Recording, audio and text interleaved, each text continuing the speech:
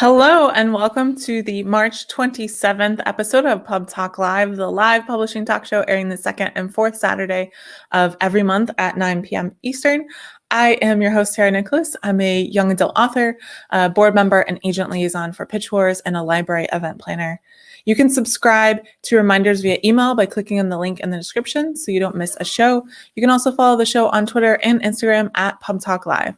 And if you'd like to support the show, you can find a link to the Patreon near the end of the video description down below. And my regular viewers know this, but I am launching a new podcast on April 8th. And so I added some Patreon levels for that. It's going to be called Queries, Qualms, and Quirks.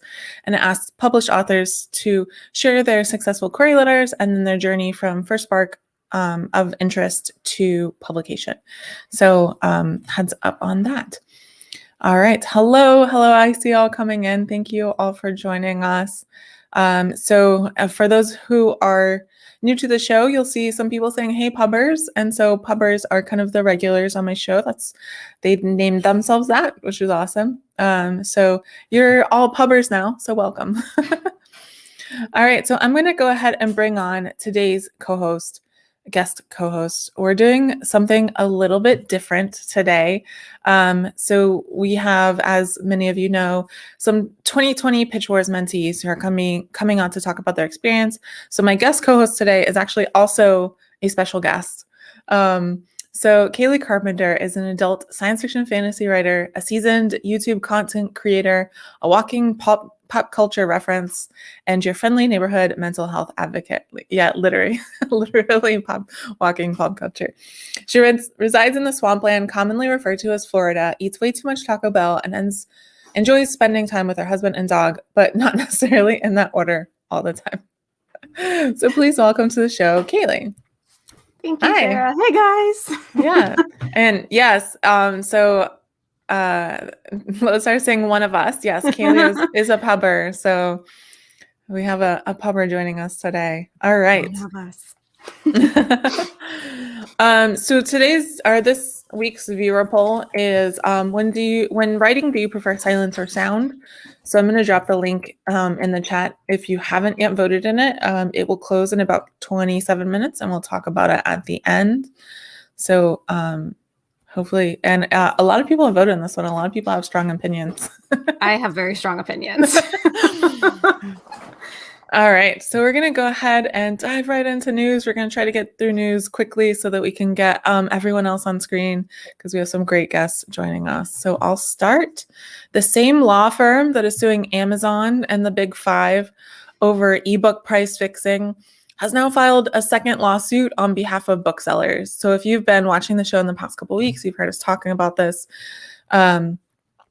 So the new lawsuit accuses them of a conspiracy to restrain price competition in the retail and online print trade book market. So the one we have been talking about is about ebooks, and this one's about print books.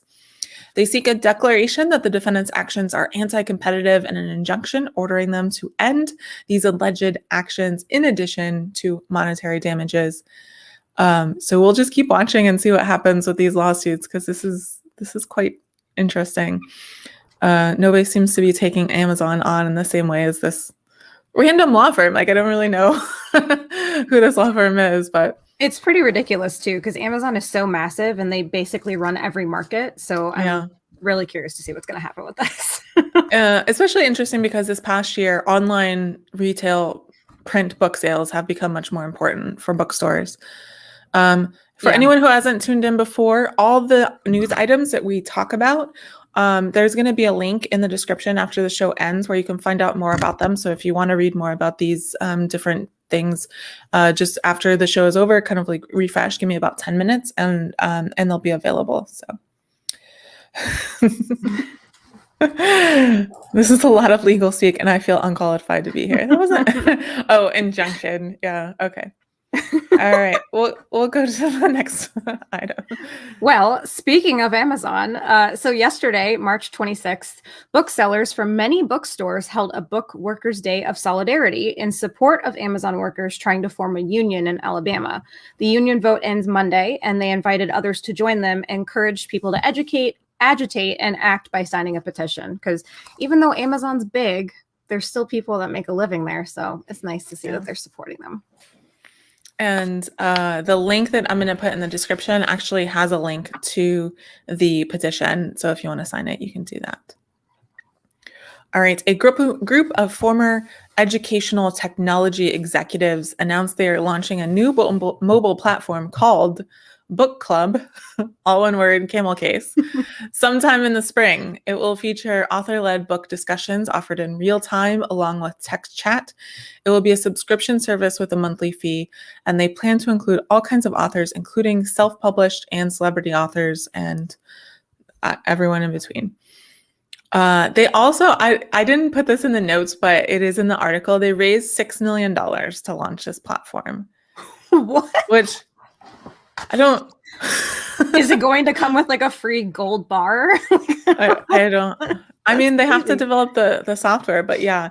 But that gives you a lot of idea. Like sometimes when we talk about in the book industry, like why doesn't this specific resource exist? And a lot of times it's money, because it takes a lot of money to put kind of this kind of stuff together. So that's true. And also I feel like with social media now, like the author platform has changed so much. I know there's a lot of discussion with author branding. So I would join that just to be able to like connect even further. I think it's a pretty cool concept. Yeah. Okay. So an article made rounds on publishing Twitter this week about how Water for Elephants author Sarah Gruen, probably said that wrong, I hope I didn't, became obsessed with freeing an incarcerated man, and it destroyed her finances and her health. Yeah, that article, by the way, is a wild ride. I remember hearing about this a couple of years ago when the Hatchimals thing happened, which is a whole other like like you just have to read the article. It that is a strange thing to say in this context, but it is related. And yeah, it's a wild ride. So definitely check it out.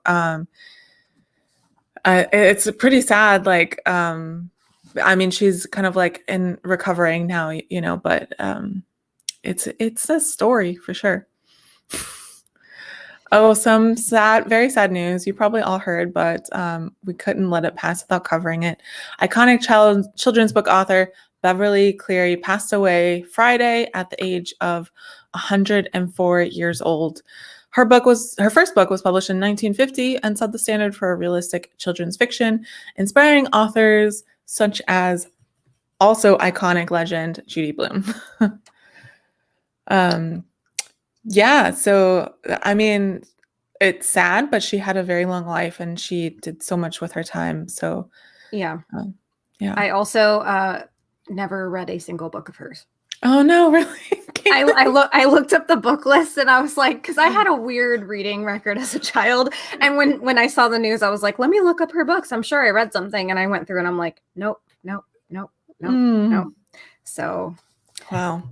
All right. But that's that. I mean, 104. I mean, what more can you ask for? Yeah. You know. Have you read Judy Blume? I don't. Oh my God, I'm gonna send you a list. Maybe. I don't know. It's been a long time since I was that young. So this past week, bookstagrammer Michelle Jackson, author Suzanne Park, and bookseller Joanna Belfer launched a structured social media campaign called #StandUpForAAPI to raise awareness about violence and hate crimes targeting Asian and Pacific Islander communities. Yeah, and it ended yesterday, but you can still go check out the hashtag. People are still posting on it. And there was like a whole schedule, so you'll be able to see the schedule too in the article. All right. Learner Publishing Group and Read Woke founder Cicely Lewis have partnered to develop a Read Woke Books brand. It's hard to say for some reason. Read Woke Books brand aimed at helping librarians and teachers engage teens in conversations about timely subjects like gun violence and immigration. Lewis was a school librarian, and she will be co-authoring the first 6 books in a series called Issues to Action, which will be launching this fall. So that sounds like it sounds like a really great project, and it also sounds like some future book banning attempts. Yeah, and it also makes me sad that that's what it's come to. But I mean, I'm glad that they're doing something about it for sure. Yeah. So the 2021, okay, Sarah, I'm Audi, like the car. Audi. Okay. Yeah. The 2021 Audi Awards were announced last week. The audiobook of the year, okay, that makes sense.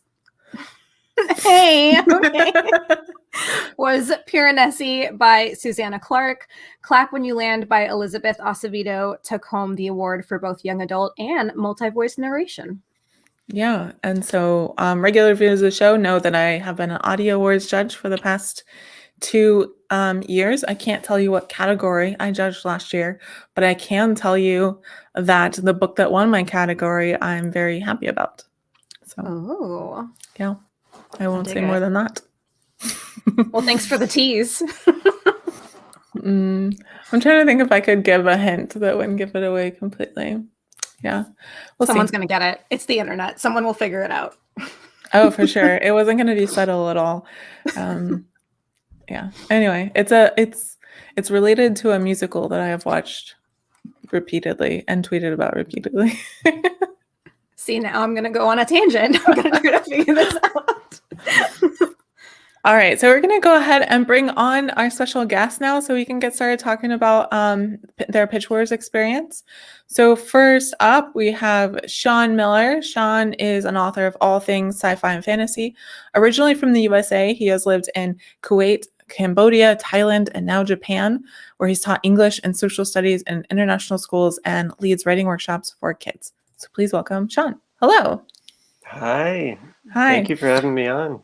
Yeah, of course. You know, when I sent the invite, Sean had responded, well, that's around like 8 a.m. my time, so it will work out great. And that is not the way I thought that sentence would end. It was so horrible because it was also like the time change, the daylight savings time in the USA, and I was like, wait, is it forward? Is it backward? Oh, it's hard enough trying to figure out time zone changes. Yeah. Well, just know if anyone invites me to do anything at 8 a.m. my time, I will not be joining. All right, next up we have Angela Montoya. Angela has always been a storyteller, either by dancing, writing silly poems about frogs, or putting on plays for her family and forcing her younger sisters to perform them. Same. But it wasn't until a crisp February evening in 2017 that she actually put pen to paper, more like fingers to keys, and started to write. From that day forward, she became obsessed. She was around 5 AMM mentee with the previous novel, but shelved it to work on what would become her Pitch Wars manuscript, Sinner's Isle. Please welcome Angela. Hi. Thank you. I hope you guys can hear me. Yes. Yeah, we can. And you sound great. Good. Thank you so much. Thanks for having me. Yeah, thanks for coming on. Next up, we have Meg Eden. Meg is a 2020 Pitch Wars mentee, and her work is published or forthcoming in magazines including Prairie Schooner, Poetry Northwest, Crab Orchard Review. I don't know why I tried to say Orchid, Rhino, and CV2. She teaches creative writing at Anne Arundel Community College. She is the author of 5 poetry chapbooks, the novel Post-High School Reality Quest, and the poetry collection Drowning in the Floating World. She runs the MagFest Mages library blog, which posts accessible academic articles about video games. So welcome, Meg. Hi. Thanks for having me. I think you might be the first poet that I've had on, actually. Oh, sweet. Yeah. Well, cool. Hannah and I can talk about that because we both did novels and verse for our Pitch Wars novels. Nice. Yeah. Speaking of, Hannah's the next to come up. So Hannah Sawyerr is a Sierra Leonean American writer with a passion for people and poetry. She was recognized as the 2016 Youth Poet Laureate of Baltimore, and her spoken word poetry has been featured on the British Broadcasting Channel's World Have Your Say program and the National Education Association's Do You Hear Us campaign. Her written work has been featured in several publications such as Rookie, Sassy Mag, Theories of Her, and more. She's earning her MFA in creative writing at the New School. She is represented by Joanna Volpe and Jordan Hill of New Leaf Literary. Welcome, Hannah. Hi, everyone. Thanks for joining us today. Thank you for having me. I'm really excited. Me too. And last but not least is E.E. Adams. E.E. Adams is a New York City-based writer and performer. Her written work often explores worlds of myth, tales of fantasy, horror, and science fiction. Hello. So no, Dawn, I'm muted. Hello. there you go. Thank Yeah. you for having me. I thought maybe you were doing on purpose. No. All right. Thank you all so much for coming today. We're going to have a great conversation. I'm actually going to take this image off so we don't block me and Kayleigh's heads here. Yeah, so Kayleigh, by the way, you're now a panelist, so you're no longer a host until we finish this portion. So Sweet. sit back and Got it. relax. All right, so a question for all of you, kind of just to get us started. When and how did you first learn about Pitch Wars? And also what made you apply? And was this your first year applying? I guess I'll start because Sure. I'll jump right in. I heard about Pitch Wars, I think it was 2018. And I don't know how I heard about it. I think I was on Instagram and then I just kind of heard about it through friends. And then I hopped onto Twitter because I don't really go on Twitter that often. I do now, but it's huge. I was just like inundated with all this amazing, material and tweets about it. And so 2018, I actually submitted previous book. And I knew I was going to get in. I just knew it and I didn't. And, but I made so many friends and, contacts through that. And I just kept writing. And then I didn't think about it until 2020. And I kind of just I just slipped in my submission. I didn't really tell anybody because I was humbled a little bit from the first time. But yeah, I have been a fan of Pitch Wars. I love just everything about it. I love that it's a mentorship program and the community that's built around it. And so that's what I was like, I want in. And luckily it worked out last year. Yeah, nice. Yeah, I'm trying to remember how I heard about it. I'm going to guess it was through Laura Chauvin, who was a mentor, and she and I are good buds. So she probably told me I should consider that. I first applied in 2016. I had this hot mess of a novel, and I felt stuck. And so I was like, I need a mentor. I need somebody to help me figure out what the heck's going on with this. And I didn't get in, but I got really encouraging feedback from potential mentors. And it was just enough to make me feel like, okay, I have something to start with. And I worked on that for a while. And I had, I'll try and synopsize this, but I had an agent with YA in between, I guess it was 2018, around then. So I didn't do Pitch Wars again for a long time. And then for 2020, I had this middle grade and I'd never done middle grade and I had no idea what the heck to do with middle grade. And so I was like, well, why not? I'll just throw it in at Pitch Wars. I'm not, like Angela said, I'm not going to get in, but I might as well do that. And I was really surprised to get interest and to get a mentor offer. So yeah, I think it's the kind of thing, definitely go for it. Even if you think oh, I'm not going to get in. I always get surprised by things. So Nice. So I'll just piggyback real fast because I feel like I might be an oddball, but I'm not sure. Last year, because of the pandemic and my job situation changing, it allowed me to pursue writing a little bit more. And so my CP group, which I think they're here in the comments, Rose and Danielle, I had already written one book last year and it was bad. We'll just leave it at that. So then I wrote a second book, which was the book that ended up getting into Pitch Wars. And then they said, hey, you just finished a second book. You should apply to Pitch Wars. And I'm like, what's that? Because I'd never heard of it. So I applied, not really thinking anything of it. And then I got accepted. So I literally found out about Pitch Wars last year and applied and got in. So it can happen for anyone. Yeah, I can go. No. Oh, no. Ah. Go ahead, you first. Okay, I'll go. I can go next. I found out about Pitch Wars because of my book club.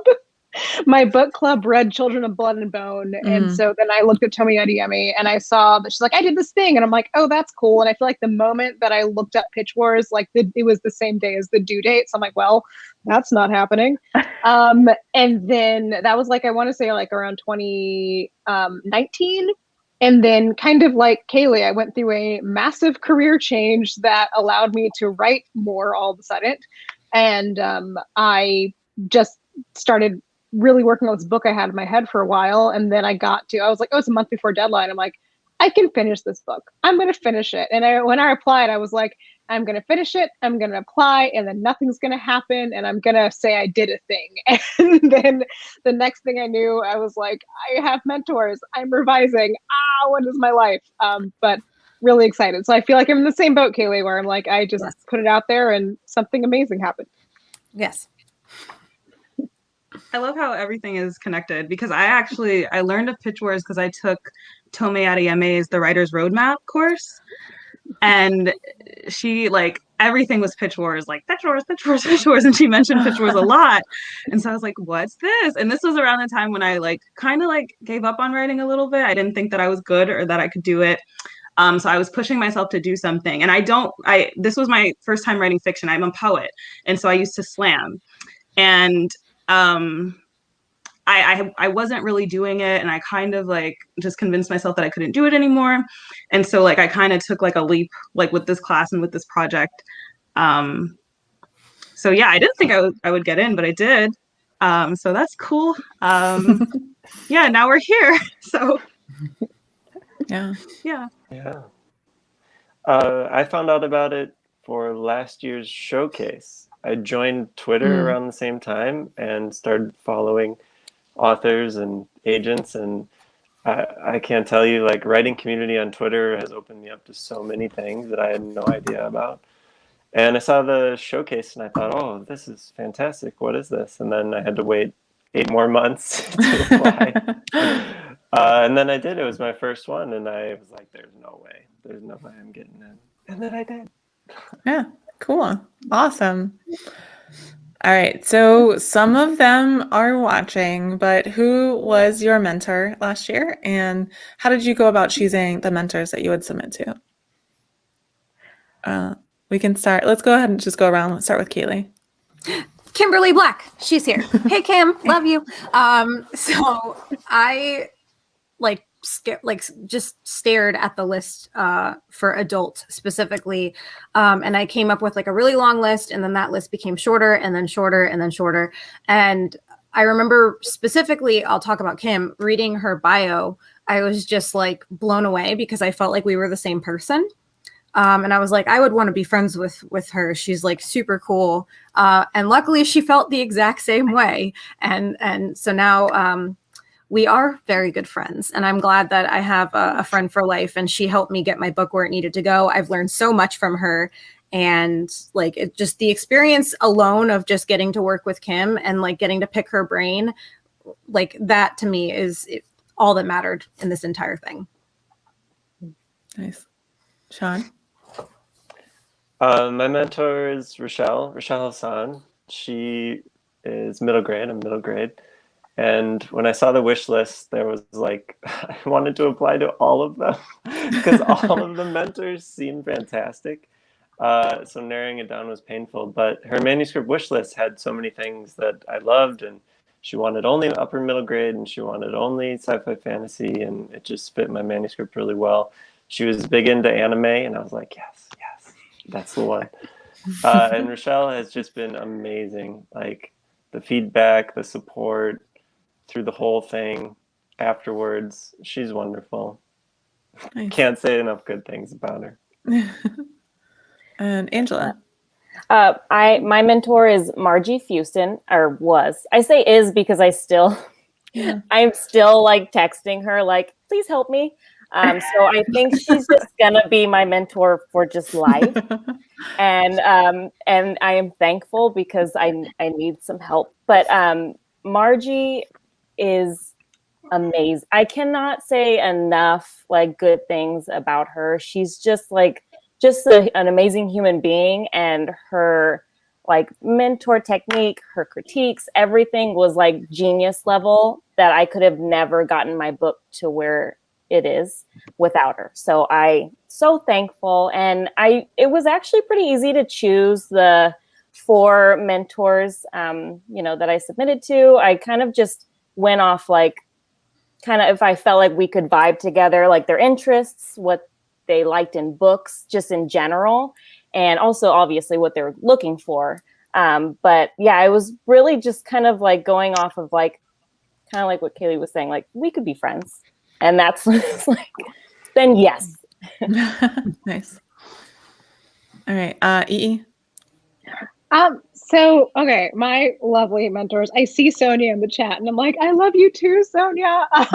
So my mentors are Sonia Hartle and Annette Christie. I say they are because they're just my mentors for life. I totally agree with the statement. And remember when I was looking for mentors, my book is it's in between genres and it's super, super dark. And so that narrowed that list down real quick for people who'd be open to that.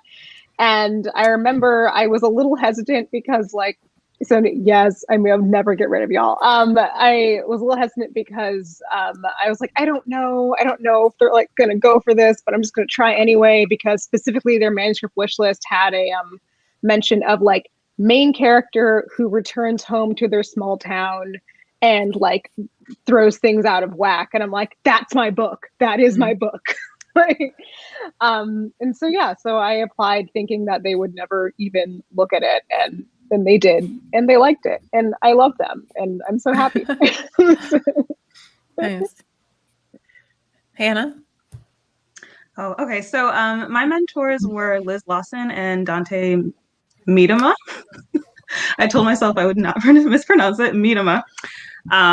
And I chose them because Dante is a verse novelist. Her debut was a verse novel. And Liz Lawson's The Lucky Ones. She actually just won a Shimmy Award. I'm going to mess up the actual category name, but it was because of her book, like for mental health awareness. And so those things were very important to me. So yeah, it just kind of felt like a good fit. Plus, it was very hard to find people who would be willing to take verse. So it kind of narrowed it down for me. And I'm sure Meg can relate to this as well. So it was really a matter of like, I don't know if you did this, Meg, but for me, like when the mentors were announced, I searched find verse. And like most times it would be like, I don't want verse.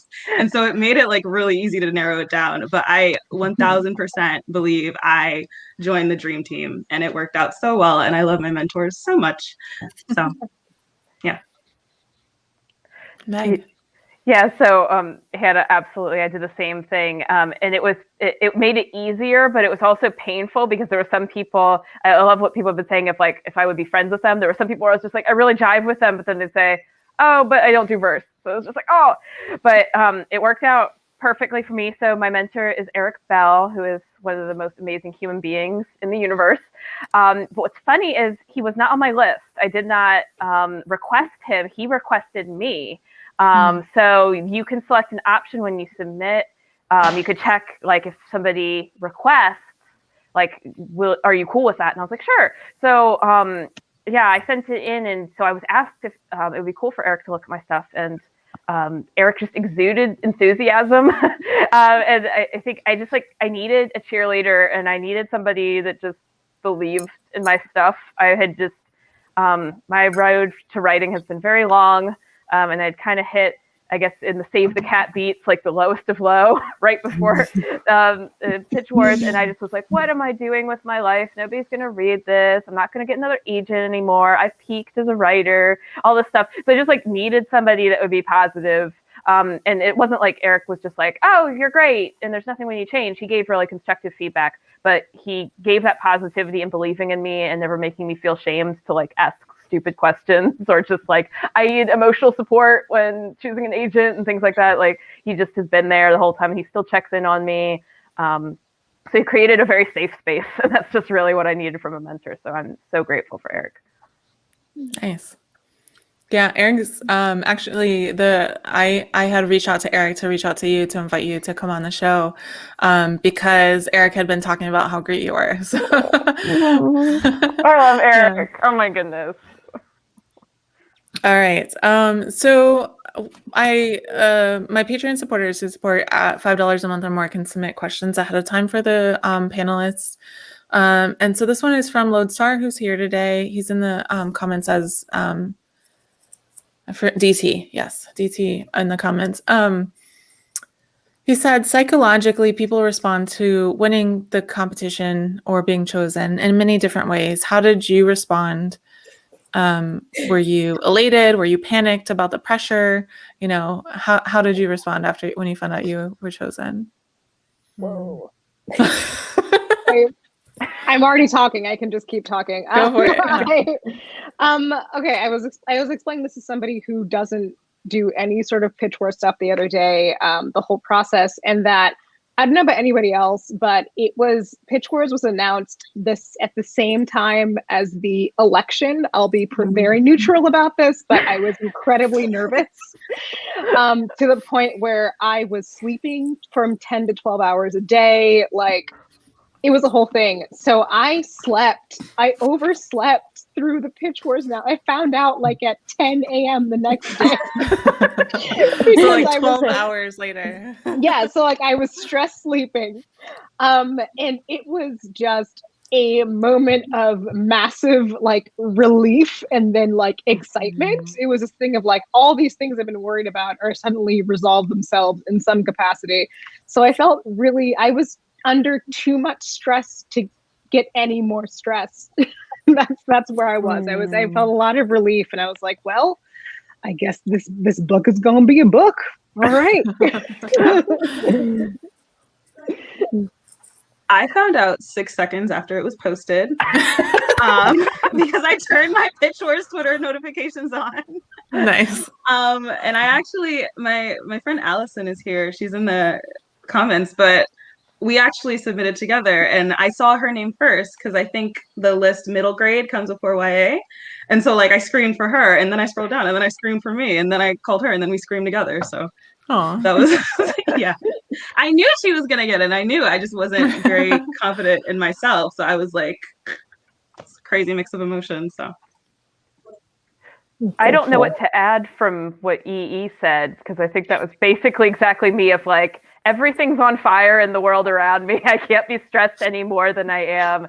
And it was that excitement and relief. Because I kept trying to manage expectations because I tend to not manage expectations and I get disappointed. I kept saying, well, he seemed really excited about it. It seems really good, but I know he hasn't like picked for sure. So let's just be hopefully optimistic. And so then it was just a great relief. And I think I felt like I won then. It was like, I don't know what will happen in the showcase. I don't know anything else, but somebody believes in this project enough to pick it. And that's really all I need right now is just somebody to believe in my work and to believe that like I could do this new weird thing that I did. So yeah, that was just like the victory moment.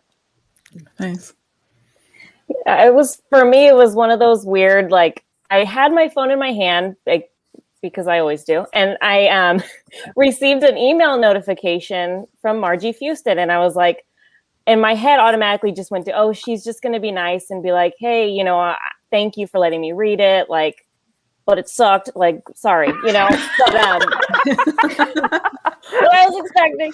So like, I did not read the subject line. I did not read the opening. I went right to the end where she was supposed to say like, I'm sorry, you know, I'm going to pass. But it didn't say that. It was like, welcome. And I was like, well, I won't cuss, but I cussed a lot. And then I just had to keep rereading it just to make sure it was my name. Like, oh, what if she, you know, sent it to someone else? That'd be cool. So yeah, I did like a victory dance in the kitchen by myself, and I went running up, and my husband was in the shower. Like I ripped open the door, and I was like, I got it!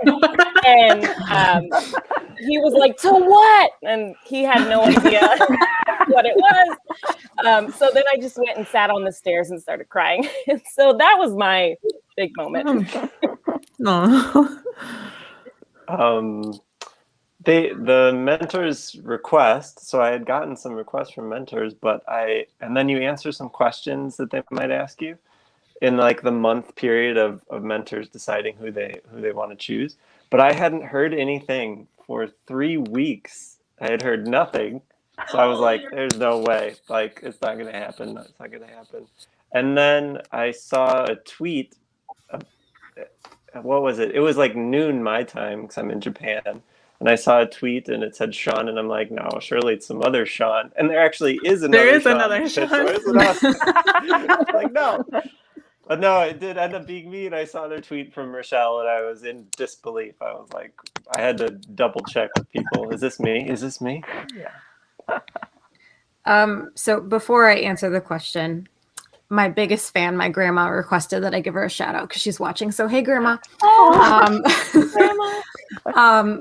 So my situation was weird because I had been telling myself, like, I had gotten multiple requests throughout like the process, but I kept telling myself it's not going to happen. Don't get your hopes up.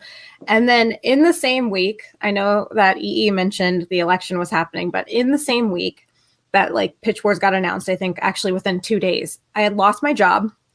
I had gotten COVID and I had just started antidepressants. So like my brain was like firing on 1,001 cylinders. And I remember like my phone wasn't on me. I was just trying to like veg out and watch like Schitt's Creek and just not pay attention to anything. And then all of a sudden, like I noticed I had like my Twitter was going crazy. So I start trying to check. And then I get a phone call from my friends, Danielle and Rose. And they're like, oh my God, they're like screaming. I was like, what? And then I start checking everything. And then the next thing I know, I just burst out crying. But I think the crying, like they were like, are you okay? Because like I sounded like I was sobbing in a sad way. And I'm like, this is just a lot to handle right now. I was like, at least I have time to write because I lost my job. So it was a lot. That's all I can say. It was a lot. But I had, now it's better. But it was a lot. I was one of those people yelling at you on Twitter. So sorry. Yes. It's okay. All right, awesome. So throughout the whole process, you all kind of knew a little bit, at least, what Pitch Wars was. But what was your biggest surprise when it came to the entire Pitch Wars process? Did you have anything that surprised you along the way? I think go ahead, Kayleigh. No, you go. I was just gonna say it surprised me that my book wasn't worse than I thought it was. Because when Kimberly and I sat down on our first FaceTime to like go through the story and like her thoughts about it, and she gave me her notes, I assumed that it was going to be like, okay, this is wretched, let's revamp it all. And in a way, we kind of did change the story in its entirety, but the bones were there, and so it was really cool to like sit down with her and just like kind of brainstorm. And like she would say something about how something maybe should work a different way, and then it would trigger me to be like, well, what about this? And then she's like, yes, that's great. And so I think just realizing that there was more in my head than I realized, and the story wasn't as bad as I thought, was the biggest thing. I love that. I love that a lot. For me, it was the stress I put on myself. That was the biggest. I guess I just wasn't ready for like feeling this like sense of adrenaline the entire time. Like as soon like Margie would like, oh, let's get it back to me, Thanksgiving. And I'm like, I'm going to get it back to you 2 weeks before that. And then like I would be pumped and doing all this stuff. And she's like, relax, like it's fine. Like we're not like in this race. I'm like, no. So for me, and I think that's just in life, is just like learning to like reel it in and be patient and like kind to myself, and allowing that space, and also like self-care, because like I was getting up at crazy early and doing all this and just trying to get it in. And like by the end, I was fizzled out. So I think for me, the biggest surprise was just my own like sense of just like go and just having to pull it back.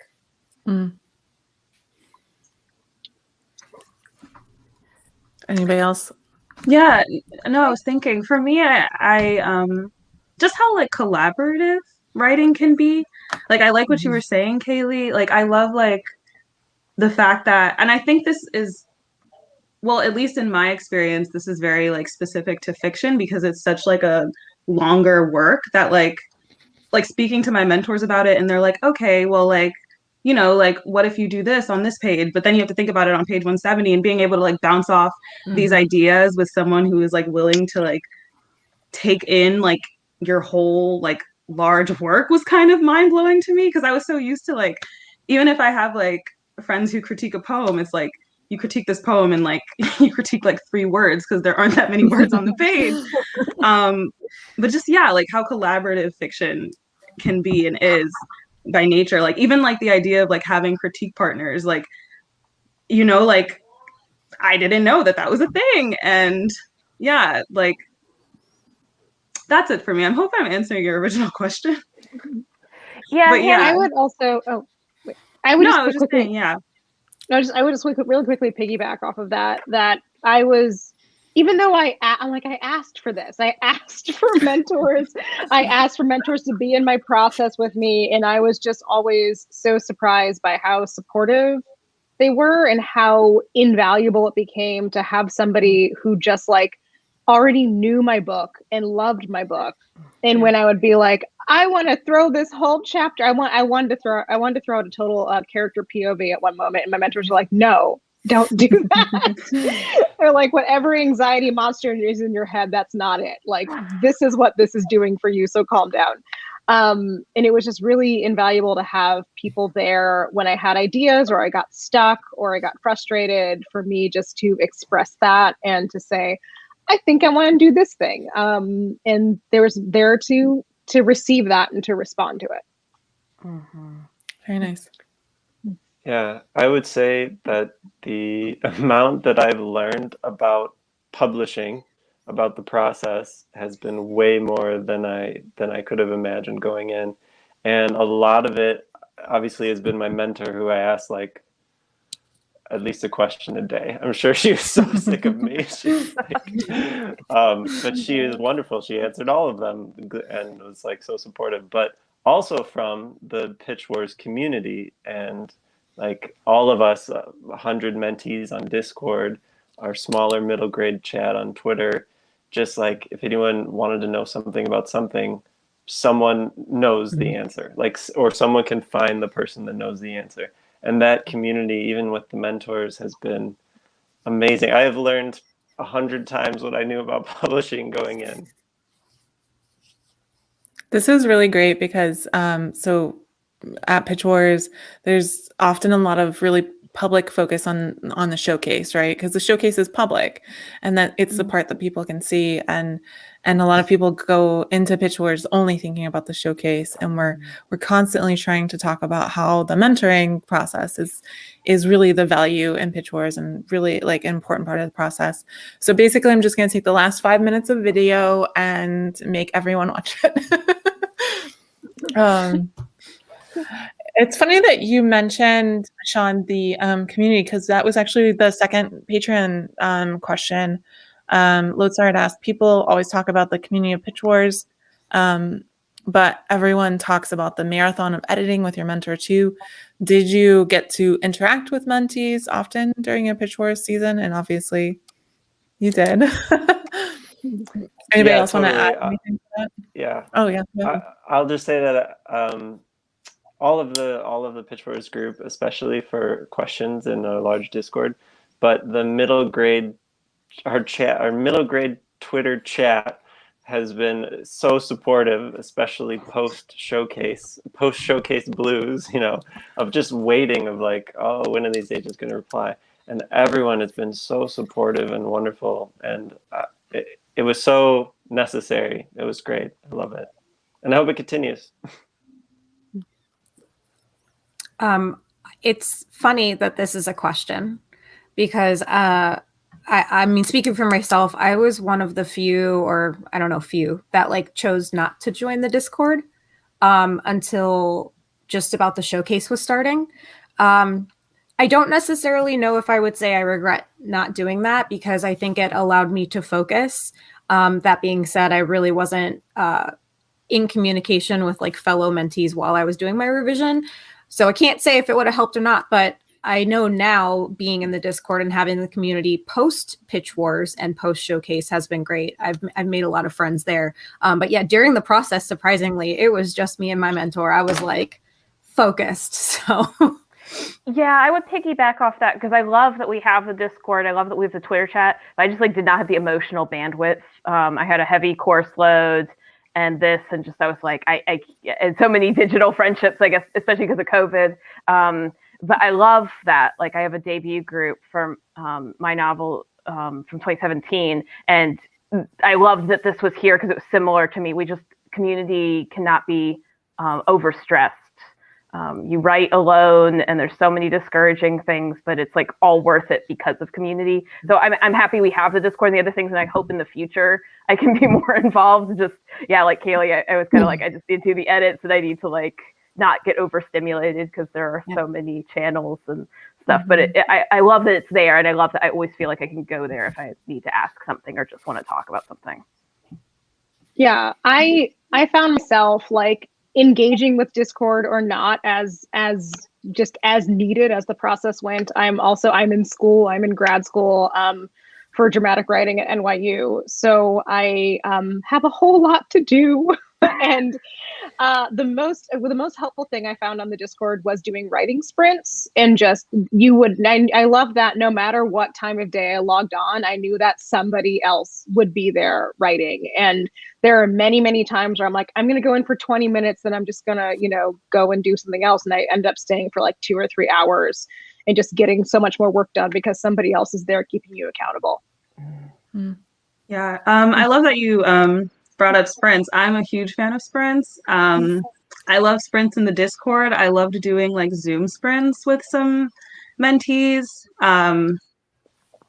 Yeah, actually, me and Allison, I brought her up earlier, but I see she's in the comments, like, so I know she's here.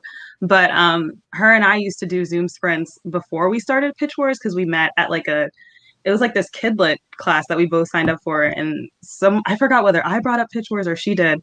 And then it was like, you're doing Pitch Wars, I'm doing Pitch Wars, like that Spider-Man meme that's like, ah. But when we started Pitch Wars and we both got in, it was like, oh, okay, I met someone who loves doing Zoom sprints. So we like asked them to come, and it just like grew and grew and grew. And like, yeah, it's just cool. I love it. Yeah, I'm not as Come to active in the Wednesdays. Discord. What'd you say? Come to our Wednesday writing sprints with Sarah. Oh, I definitely will. I'll DM you. But yeah, I wasn't as active in the Discord. I tried, but like, I don't know, man. It was so overwhelming sometimes. It can be overwhelming. Yeah, I understand that for sure. Yeah. Well, Kayleigh mentioned it. So yeah. So on Wednesday on my channel, we do writing sprints from 8 to 9:30 Eastern. So we do 3 20-minute sprints. So everyone is welcome to join us anytime you have the time. Some weeks it's the only writing I get in the week. So me and my co-host Bess are on camera, and so we do 20-minute sprint and then 10-minute chat and 20-minute sprint. And we do it 3 times. I got lost. Yeah, so you're welcome to join us. Anyone is welcome to join us. All right. Did I miss anyone? Did anyone not say their biggest surprise? Or no, the community. Sorry, it was a community question. Okay. Okay. So even though I just told you that, like, I wish people would focus more on the mentorship than the agent showcase, we're going to talk about the agent showcase. So how did it go for you? Basically, how did you feel about it? How did you handle it while it was going on? So for me, it was kind of nice for me because I'm on the West Coast. So when it opened, it was like 9 o'clock and I was just watching a documentary on Netflix. So like, so I was chilling and watching a show with my wine, and I was just like pretending I didn't even know it was happening, just the whole thing. And so it was just like this crazy experience because, we were, some of us, if you wanted to, you were, being fed, kind of what was happening, just like a very general sense of what was happening. And so my mentor was like, well, do you want to know? And I was like, is that a question? Like send it in. And so it was just being kind of sent in as she was getting it, she was sending it to me. And it was wild. It was such a wild ride. The entire experience was just so fun. But like coming down from it was really hard. fun. That's all I can say about it without crying. It was fun. I feel like so many of us have been laughing. I think everyone on this call has laughed at least once, because when you asked that question, it was like, oh, the showcase, that was a thing that happened. Like, I endured that. Like, no, the showcase, literally, for me, it was so anxiety inducing. I remember it was like 1 a.m. and I knew my mentors were probably asleep, but I was like, I haven't gotten a request and it's been up for like an hour. Like, it was so, oh my gosh, would not want to relive it. I love it. It was great, but I'm glad it happened, but would not want to relive. Yeah. Go ahead. I'll go after whoever I'll go after. It was very hard to be distracted to other things. I think maybe especially because of COVID, because I feel like if this had been normal times, I would have been like, we're like going on a trip to see family for a week and we're not thinking about this. But it's literally the only thing I looked forward to because I hate winter. So it's like, we have to survive till showcase and then the world will start blooming and, we'll get out of our caves. And so it's like, I didn't want it to be the thing I put all this hope on. I kept trying to stop that, but it was like really hard for it to not be because there's COVID. So, and so it was really distracting. But it was amazing too. I agree with Hannah. It's like, since I never want to do that again, it's kind of like a wedding. Like, this is the best day of my life, but also I'm grateful I never am planning on doing this ever again. And so I think it's a great experience, but just so many emotions and gosh, yeah, so much in such a short time. Yeah, I feel that. I think I told my mentors I went through every single emotion the first day of showcase. I think I cried at least 4 times. I had class, but that was a joke. I'm like, I'm not paying attention to class right now. I'm looking at this Google chat, like refreshing every 2 seconds. And yeah, it's a whole lot of emotions, and they were like, and the thing that I did not expect was, at least in my experience, they were all very good emotions, just a lot of them. Yeah. And I just, like a wedding, was like, that's great. I don't need to do that again. I think very drained at the end of showcase. EE's being a little humble, but you had a ton of requests. Yeah. I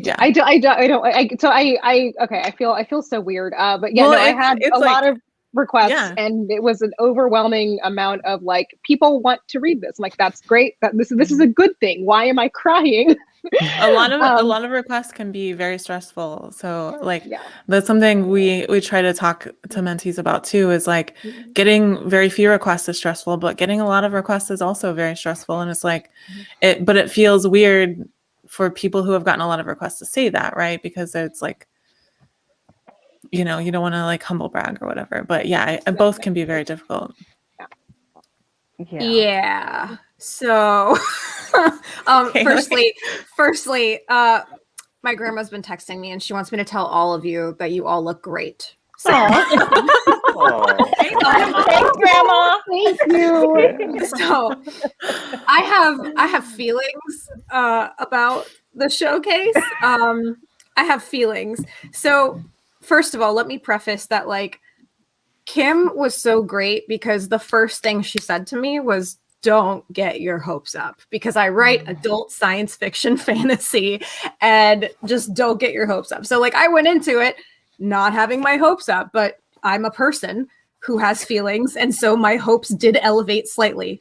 And it was hard because I got a request on the first day. And I was like, I almost cursed, but like, I didn't expect this to happen. And then it was crickets the rest of the time until the final day when I got another request. And then actually the showcase closed and I got a request in my DMs on Twitter because they ran out of time. So I ended with 3. And so I've been cold querying. And let me just tell you, like, I'm so happy for everybody who got requests, like, genuinely. And I understand that I write in a genre that's like a little bit harder to get into. But if I had a choice, I don't think I would have done the showcase, because I know that we had a choice and I wanted to do it. I was dead set I wanted the experience, but like if I were to ever do Pitch Wars again, I think I would skip the showcase and just go straight to cold querying, because those 5 days, because adult open first, were so genuinely stressful. Again, great experience. Like Pitch Wars, the experience for me was working with Kim and getting my book where it needed to be. But the showcase was like an added bonus. But for me, the bonus was just like stressing so much that I feel like I died and then like revived over and over. So yeah. I feel that one. Yeah, like Kayleigh was saying, it's I think preparing for the showcase was equally as stressful, because you only have 300 words that you get to put on there. And for some people's book, that's really difficult to try to sell your novel in those 300 words. And I know that at least in middle grade, some people have been a lot more successful post-showcase with cold querying, with a longer query letter. So it does put a lot of like stress and emphasis on the showcase. For me, I was asleep the whole time. So Rochelle, my mentor, was like, "Do you want me to message you any updates?" And I was like, "Sure, I will be asleep." Like, I tried to go when morning starts in the USA is when I go to bed, and then so when I wake up, it'd be kind of the evening in the USA, and then I saw that I had some requests, and I was like, "Oh, this is great," but I think the hardest part was trying to get to sleep. And like, because you just lay in bed, keep thinking about it. But I think having the community and having the other people that are going through it at the same time and messaging each other and saying, "Hey, I am also like that. I am also like you. This is the same situation. We have the same genre. We are experiencing the same thing," was incredibly helpful. Was really helpful. Yeah, there was a lot of emphasis put on the showcase, like Kayleigh was saying, and there's goods and bads. I enjoyed it; it was great, but yeah, it was stressful. It was anxiety inducing. So, all right. I wanted to say something, but I was listening so much to you that I forgot what it was. Oh yeah. So the mentees can decide if they want. So we tell the mentors as the requests come in. We email them who requested basically, and the mentees can decide if they want to hear like as it happens or once a day or not at all or whatever. But I can't even remember who it was. So like I can't tell you who it was. But someone had decided that they didn't want to hear until the very end. And then they started getting a lot of requests. And I was like, you need to talk to your mentee, because they need to start researching the literate agents. Because like all of a sudden on that last day, you have, a lot of requests. Like you need that time to prepare, I think. And it was funny because I was just interviewing Marianne Marlowe for my new podcast a couple of days ago, and she was in Pitch Wars as a mentee early on, right? And she was saying, in the showcase I got 9 requests, which at that time was a lot, and it was, and like it's weird how much has this changed, because I remember when Ellie Blake was my mentee, we had the most requests that year with 11. Like it was the most in the entire contest. And now obviously there's a lot more attention on it. And I kind of miss those days when there wasn't as much attention on the showcase, but it can be very exciting, but it's also very stressful for everyone. It's stressful for our team that are sending the emails out too, because like we're sending out thousands of emails, and like if we get one wrong, like we get someone's hopes up, and and we only had, as far as I know, like 2 mistakes this year. And one of them turned out being like the agent that we told them requested actually ended up requesting that thing later. But, but yeah, that's very stressful. All right. So we are going long on time. So it's time for the final question of the evening. It's a question that I ask every guest on the show. And that is, what is the most important book you've ever read and why? And we'll go backwards this time. Let's start with Meg. So I feel like I have to stipulate first with the Sunday school answer of the Bible, but that's because I'm a Christian and the Bible's obviously very informative for me. But I feel like that's kind of a cop-out answer. So I'll say Blood Dazzler by Patricia Smith, which is a phenomenal poetry collection about Hurricane Katrina. And this just opened my mind. It blew my mind. I read it in my first poetry class in community college, and I learned how creative poetry can be. She tells the story of Hurricane Katrina from so many perspectives. And so I was like, the Superdome can be a perspective. Hurricane Katrina can be a perspective. So it just blew my mind of what writing could be. And I constantly go back to that as a mentor text for my novels and verse, as well as for poetry. Nice. Hannah? Can I cheat? Can I do 2? I set the standard. Sorry. Thank you. I will say the first person to do that was Danielle Clayton, and I'm not telling Danielle Clayton no, so I'm not going to tell anyone else no. Okay. First, I'm going to say Letter to My Daughter by Maya Angelou. I read that book in high school. It was I was not a huge reader in high school, and it was one of the only books I read, like, because I wanted to, like, it wasn't in my school curriculum. And I just remember it feeling like a hug. You know, she didn't have any daughters, but she wrote it to, you know, she called, I think in the first letter, she mentions that, like, anyone can be her daughter. And I was like, I'm Maya Angelou's daughter. But, yeah. And then second, I'm going to say Junie B. Jones, because as a 7-year-old reading that book about this girl that just did whatever she wanted all the time. Junie B. Jones. Junie B. Jones. Nice. E.E.? So I of course, I'm like, there's like 6 books floating in my head. I'm gonna pick one. I'm gonna pick one, not 6. I think the book that like found me at the same time that I needed it was a book of short stories called Blood Child by Octavia Butler.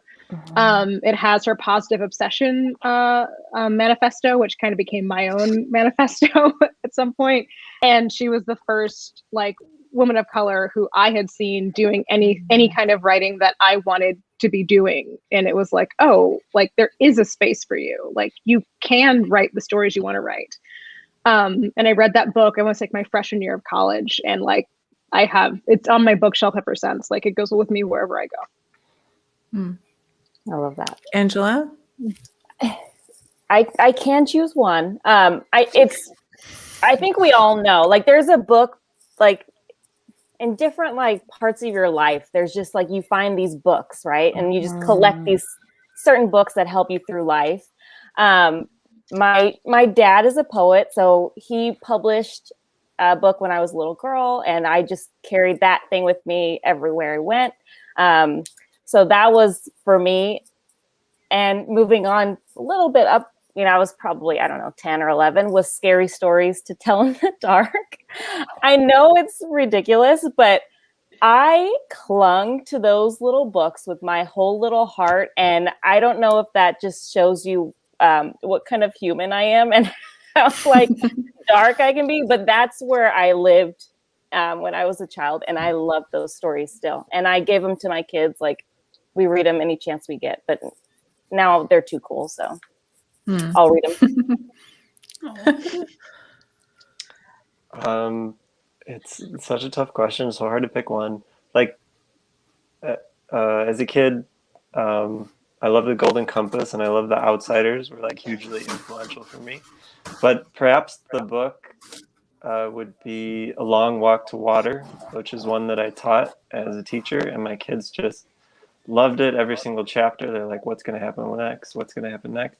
And the best part about that is that it's a true story, and it opens up my students to this world and people that they don't know about, that they've never experienced. And to me, those are the best kind of books. The ones that open you up to things you don't know, that teach you things. I love those. Nice. Kayleigh? Okay, Sarah, don't get mad at me, but like I don't listen to rules, so I'm gonna pick 3, but I have a reason. My God. I have a reason. No, and I'll be very quick. I'll be very fast. So, okay. The first, like when you asked the question, like 3 books popped into my head. The first book that made me want to read, like that got me into reading, was Wayside School is Falling Down, like years and years ago. The second book that I read that made me want to imagine and made me made my mind expand was the Transil Saga. The third book that made me want to actually write, like writing, was basically anything by Vivian van de Velde, but like specifically Heir Apparent was like the book that got me into, I think I've read it like 50 times, but like it's the book that made me want to become an author. So Nice. Laura said, I think Sharis should also answer.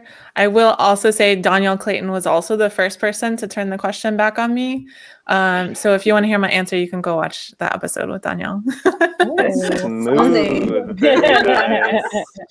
get those views, girl. Get those views. It was a good episode too. It was Heidi Heilig and Danielle Clayton, and it was just like a great conversation. I think they just went, like, I asked one question and like the conversation just went on for like 30 minutes. So it was great, a great episode. All right. Well, thank you all so much for joining me tonight. Me and Kayleigh are just going to finish up a couple of things on the show. I'm sorry, Laura in the chat. I'm just ignoring Laura. That's what I do a lot of the time with Laura. So just ignoring it, pretending like it's not happening. All right. So we're going to say goodbye to the mentees except for Kayleigh, and we'll finish out the show. But thank you all so much for joining me and sharing your experiences with everyone. And hopefully this helps people who are thinking about joining, entering in the competition, make a decision about what they want to do. So thank you all so much. Do it. Thank you. That's the last thing I have to say. Do it. Definitely. Yes. Do it. Thank Best you. of luck. Thank you, Sarah and Kayleigh. Yeah. Yeah. Thank you. Thank you. All right. Thanks, guys. I'm going to take y'all out a one by one. So just everyone's going to kind of disappear. Bye. All right. It's funny he said Sarah and Kayleigh because, my sister's name is Kayleigh. And I'm so used to hearing Sarah and Kayleigh together. I don't think I knew that. Oh, yeah. That's so fun. Wait, is it OG Kayleigh from Wednesday? No. Okay. No. Yeah. Interesting. Yeah. All right. So I don't have an audiobook of the week right now.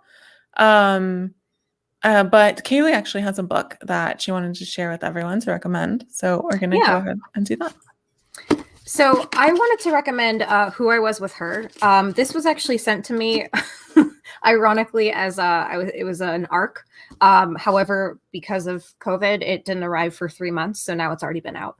But it's basically a coming out story. It's a young adult.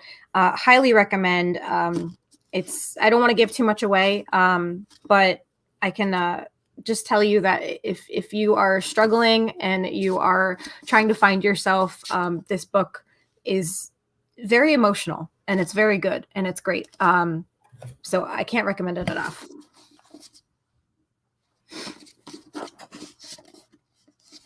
Sarah, are you muted? My mic was muted. Thanks, Kayleigh. I haven't read that one yet, so I'll check it out. I think she's repped by Eric Smith. Yeah. Oh, I think so too. All right. And we're going to discuss the viewer poll of the week. And I haven't opened it yet because I forgot to prepare for this portion. So give me just a second and I will pull it up on screen. And no one look at my notifications. I'm just going to share this real quick.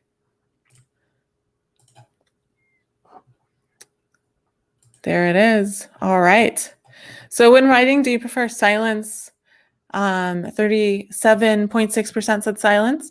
22% said music with lyrics. 28.9% said music without lyrics. And 11.4% said other sounds. And so a lot of the other sounds are kind of like, coffee shop sounds or nature sounds. And some people like to have the TV on, that kind of thing. So how about you, Kayleigh? What do you prefer?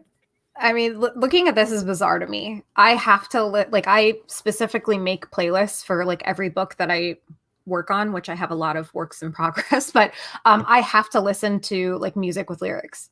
It's bizarre. I don't know what it is, but I have to write to lyrics. There's something about the music combined with the words. Just, I don't know. It's weird. So seeing silence is the main. I'm like, how? What do you mean?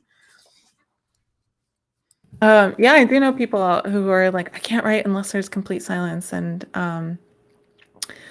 I I can write inside. I can write with any of them, but that's also something that I've like consciously done is because I don't want to be the person who's like, well, I can't write because there's noise, or I can't write if I don't have my playlists or whatever. And that's something that like I kind of learned from Jonathan Mayberry because he's so prolific and he does so much. And I was just like, how do you get it all down? You know, how do you get it all done? And he told me, he's like, well, I can write anywhere. And in any situation, in any chair, you know, some people need their special chair, they need the right snack or whatever. But he wants to make sure that he's going to be able to write wherever he is. And so ever since then, I'm like, I try hard not to get into too much of like a rut, you know? Yeah. But that's so crazy. Yeah. Yeah. When I'm at home, I usually pull up some kind of, there's so many YouTube channels that have like jazz with like a coffee shop sounds. And the screen though is beautiful too. They'll have like this nice like painting of like a coffee shop or like a slightly animated image. And so I put that up on my TV, and especially since like COVID, so I can like that's a good idea. like I have a TV right here. I never even thought about doing that. No, I've actually, even on our Wednesday writing groups, like whenever we go to the 20-minute sprint, I always turn on my music immediately. And there have been a couple times that like I didn't hear you say, okay, well, that's time, because like my music's on so loud. Yeah. Yeah, so this is interesting. I honestly expected the other sounds to be higher because I know a lot of people use kind of like ambient sound mixers and stuff, but the 37.6%, y'all worry me a little bit. Yeah. And like, what is silence? Like, we could even discuss like. Oh yeah, I had that conversation the other day. Because I didn't realize that like a lot of people don't hear like electric appliances. Like they don't hear the electricity in their appliances. Like the buzzing, you mean? Yeah. Oh, I hear that. And I do, and it's distracting. So yeah. Oh yeah, it's like background white noise, like permanently. Like that's what I associate it with. I said I did a writing sprint on Zoom where everyone left their mics on. The pitter patter of keyboards was surprisingly helpful in getting those coffee shop vibes. Interesting, because I did a Zoom where everyone left their mics on, and one person was like, I don't know what you call it, where when they type, it's like percussion. And that was so distracting because it was so loud and it was like all you could hear. Yeah. But yes, that would be a little not everyone hears electricity. I know. That's like that concept that I heard where some people can't, like when you say the word apple, they can't see an apple in their head. Mm-hmm. Like they only like know what you're saying. That's another concept. It's like that because like I can see it, but it's hard to imagine people can't. So weird. People are strange. Like everyone is so unique and weird and different, and I love it.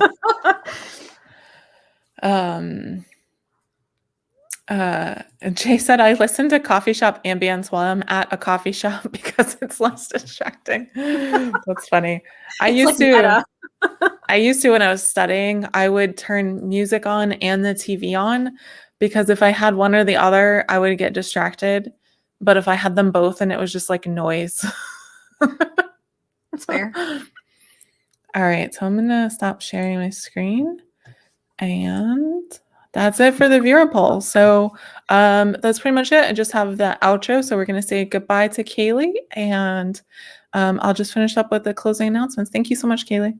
Thank you, Sarah. I'll see you later. I'll see you on Wednesday. Bye. Yeah. Well, I'll see you in a minute. All right. Thank you so much for joining us. If you enjoyed the show, don't forget to like and subscribe so you don't miss another episode.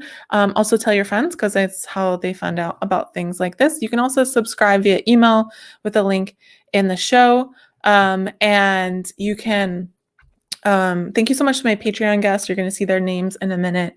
I just really appreciate all of their support and especially the last couple of weeks when I've been launching this new project, providing feedback and guidance on it. It's been super great.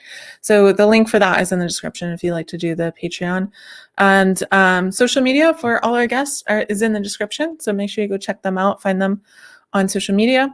And Oh, upcoming, we have the Wednesday write-ins. That's still going on every week at 8 p.m. I'm going to be a little late to this week. So pubber Laura is actually going to be on screen with Bess. So you'll see her at the beginning, and then I'll join whenever I get off work. And then on April 6th, we have Agent Chat Live with Devin Holiday of Transatlantic Agency. So come back for that. It's a live interview with a literary agent. And also I want to mention on April 3rd on Saturday, I am an event planner for Orlando Public Library, and we have the Orlando Book Festival, which is our big author event of the year. It's virtual this year, and our opening keynote is going to be Angie Thomas, and our closing keynote is going to be Alyssa Cole. So I'm super excited because those are some of my favorite authors, and I'm just really happy that we're able to get them this year. So I'll put the link for that in the comments in case you want to check that out. You do have to pre-register for the Angie Thomas event, so make sure you do that. All right, I think that's it. Everyone stay safe, wash your hands, wear a mask, and we will see you next time. Bye.